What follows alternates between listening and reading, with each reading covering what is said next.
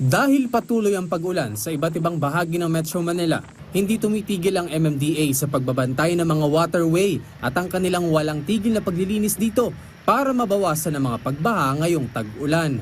Naglagay ng mas matibay na trash trap ang MMDA sa bahagi ng Asiana Redemptorist para hindi na maulit ang pag-anod at pagtambak ng mga basura sa Redemptorist Water Channel dahil sa tuloy-tuloy na pag-ulan dulot ng habagat. Ayon sa MMDA, ang bagong trash trap na inilagay ng flood control team ay mas makapal at may net sa ilalim para hindi na makalusot ang basura, low tide man o high tide.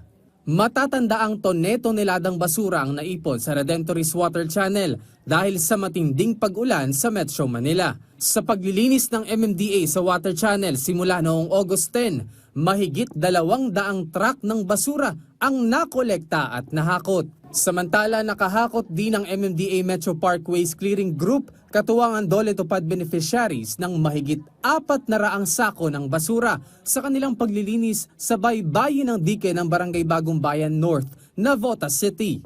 Sa mga paglilinis ng ahensya sa iba't ibang lugar sa Metro Manila, iba't ibang basura din ang kanilang nakokolekta.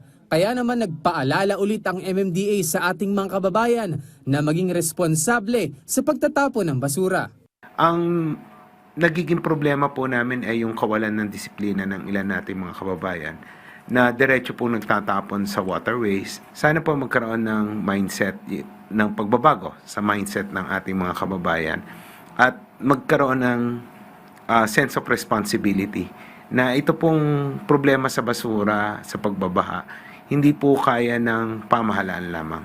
Kailangan po ng whole of nation approach, kaya kasama ang komunidad na tulungan kami para po hindi man mawala yung completely yung pagbaha, hindi po tumaas at madali pong mawala. JM Thompson para sa Bayan.